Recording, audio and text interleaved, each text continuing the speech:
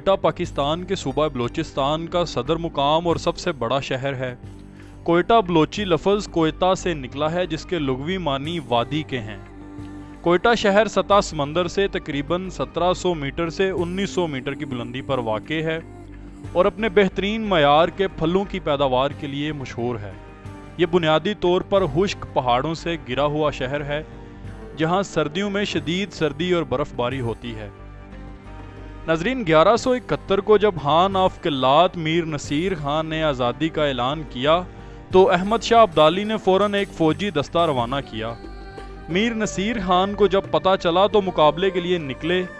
مستونگ کے مقام پر جنگ ہوئی۔ اس دوران احمد شاہ ابدالی خود قندھار سے مدد کو پہنچے اور قلات کا محاصرہ کر لیا۔ کچھ عرصے بعد دونوں کے مابین مشروط راضی نامہ ہوا جس کی روح سے خان قلات احمد شاہ ابدالی کی فوجی مارکوں میں مدد کریں گے اور احمد شاہ ابدالی نے بھی خان کو کچھ مراد دیں، اور اس صلح کو مضبوط کرنے کے لیے احمد شاہ ابدالی نے نصیر خان کی چچا زاد بہن سے اپنے بیٹے تیمور شاہ کا نکاح کر دیا۔ احمد شاہ ابدالی کا دور سلطنت 1747 سے 1823 تک افغانستان پر رہا۔ 1765 کا زمانہ آیا، سکھوں نے پنجاب میں قتل و غارت گری کا بازار گرم کیا ہوا تھا۔ خان آف قلات میر نصیر خان بھی احمد شاہ ابدالی کے ہمراہ سکھوں کی سرکوبی کے لیے پنجاب کی طرف روانہ ہو گئے۔ میر نصیر خان 12,000 کا لشکر لے کر راستہ گنداوا احمد شاہ ابدالی کی مدد کو پنجاب روانہ ہوئے۔ ڈیرہ غازی خان سے سردار غازی خان بھی ایک بلوچ لشکر لے کر میر نصیر خان کی فوج میں شامل ہوئے۔ دریائے چناب پار کر کے میر نصیر خان کی فوج احمد شاہ ابدالی کی فوج کے ساتھ شامل ہوئی اور پھر یہاں سے روانہ ہو کر یہ فوج لاہور میں داخل ہوئی۔ میر نصیر خان نے احمد شاہ ابدالی کے حکم پر آگے بڑھ کر سکھوں کا مقابلہ کیا۔ شدید لڑائی ہوئی۔ میر نصیر خان نے بڑھ چڑھ کر سکھوں پر حملے کیے۔ لڑائی میں اس قدر بے خود ہوئے کہ سکھوں کے لشکر کے بیچ میں جا پہنچے۔ سکھوں نے انہیں گھیرے میں لے لیا اور قتل کرنا چاہا۔ اسی دوران ہاتھا پائی میں ان کی پگڑی سر سے گر گئی۔ سکھوں نے جب ان کے لمبے بلوچی بال دیکھے تو ایک سکھ نے آواز لگائی کہ مت مارنا، اپنا ہی بھائی ہے۔ اس مارکے سے واپسی پر میر نصیر خان نے یہ کہہ کر اپنے بال منڈوا دیے کہ ان کی وجہ سے میں شہادت سے محروم ہوا۔ ناظرین، کوئٹہ شالکوٹ ایک پرانا شہر ہے جس کے نام کے لغوی معنی قلعہ کے ہیں۔ خیال یہ کیا جاتا ہے کہ یہ نام کسی قلعہ کی وجہ سے نہیں بلکہ اس وجہ سے پڑا کہ کوئٹہ چاروں طرف سے پہاڑوں سے گھرا ہوا شہر ہے جس کی وجہ سے وہ ایک قدرتی قلعہ کی طرح ہے۔ اس کے اطراف میں جو پہاڑ ہیں ان کے نام چلتن، زرغون اور مہردار ہیں۔ سب پہاڑ بنیادی طور پر خشک ہیں۔ کوئٹہ قدیم شہر ہے جس کے وجود کا ثبوت 6 صدی عیسوی سے ملتا ہے۔ اس وقت یہ ایران کی ساسانی سلطنت کا حصہ تھا۔ 7ویں صدی عیسوی میں جب مسلمانوں نے ایران فتح کیا تو یہ اسلامی سلطنت کا حصہ بن گیا۔ 11ویں صدی عیسوی میں محمود غزنوی کی فتوحات میں کوئٹہ کا ذکر ملتا ہے۔ اس کے بعد ایک خیال کے مطابق کانسی قبیلہ کے افراد نے تحت سلیمان سے آ کر کوئٹہ میں بڑی تعداد میں سکونت اختیار کی تھی۔ 1543 میں مغل شہنشاہ ہمایوں جب شیر شاہ سوری سے شکست کھا کر ایران کی طرف فرار ہو رہا تھا تو یہاں کچھ عرصہ قیام کیا اور جاتے ہوئے اپنے بیٹے اکبر کو یہیں چھوڑ گیا جو 2 سال تک یہیں رہا۔ 1556 تک کوئٹہ مغل سلطنت کا حصہ رہا جس کے بعد ایرانی سلطنت کا حصہ بنا۔ 1595 میں دوبارہ شہنشاہ اکبر نے کوئٹہ کو اپنی سلطنت کا حصہ بنا لیا۔ 1730 کے بعد یہ ریاست قلات میں شامل رہا۔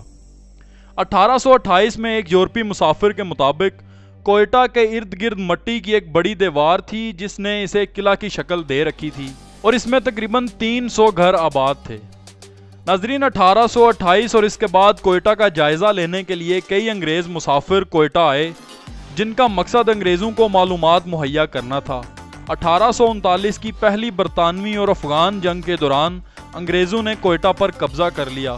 1876 میں اسے باقاعدہ برطانوی سلطنت میں شامل کر لیا گیا اور رابرٹ گروو سنڈی من کو یہاں کا نمائندہ سیاسی مقرر کیا گیا۔ اس دوران بلوچ قبائل کے افراد بڑی تعداد میں کوئٹہ میں آباد ہوئے۔ انگریزوں نے کوئٹہ کو ایک فوجی اڈے میں تبدیل کر لیا۔ چنانچہ اس دور میں کوئٹہ کی آبادی میں کافی اضافہ ہوا جو 1935 کے مشہور زلزلہ تک جاری رہا۔ नाजरीन, 31 मई 1935 को कोयटा में एक बड़ा जल्जला आया जिसने पूरे शहर को आनन फानन मट्टी के ढेर में तब्दील कर दिया और एक अंदाजे के मुताबिक 40,000 अफराद उसमें हलाक हो गए। इस क़यामत है जल्जला ने कोयटा को तबाह बर्बाद कर दिया और शहर में कोई इमारत ना छोड़ी। ये जल्जला 7.1 की शिद्दत का था। इसका शुमार जनूबी एशिया की तारीख के 4 बड़े तरीन जल्जलों में किया जाता है, जिसके बाद कोयटा की तारीख नामुकम्मल है। इस जल्जला के बाद कोयटा की तामीर नौ हुई, मगर तमाम इमारत एक मंजिला थी। इसके अलावा बरतानवी लोगों ने चूंकि अपने फौजी अड्डे अफगानिस्तान की सरहद के साथ बना लिए थे, इसलिए उन्होंने कोयटा की तामीर नौ में कोई दिलचस्पी न ली। लेकिन क्योंकि कोयटा अफगानिस्तान और ईरान के तजारती रास्ते पर था, इसलिए आहिस्ता आहिस्ता इसने अपनी हैसियत दोबारा मुस्तहकम कर ली। इसकी तजारत अफगानिस्तान के साथ चमन के रास्ते और ईरान के साथ नौशकी, दालबंदीन और तफ्तान के रास्ते दोबारा शुरू हो गई। नाजरीन, 1947 में पाकिस्तान की आज़ादी के बाद कोयटा बलोच इलाके का सदर मुकाम था। बाद में जब बलोचिस्तान को सूबा बनाया गया तो उसकी ये हैसियत बरकरार रही। ये अपने फलों की तजारत और क्रोमाइट की कानों की वजह से मशहूर है। सतह समंदर से 5000 फुट की बुलंदी पर होने की वजह से पुरफिजा मुकाम है और सियाहत ने बड़ी तरक्की की है। खसूसन ज़ियारत, जो कोयटा से करीब है, पाकिस्तान के पहले गवर्नर जनरल कायदे आज़म मोहम्मद अली जिन्ना का पसंदीदा मुकाम था। सूबाई दारुल हुकूमत होने की वजह से बहुत से दफातर कायम हुए और सूबाई असम्बली भी मुतहर्रिक रहती थी।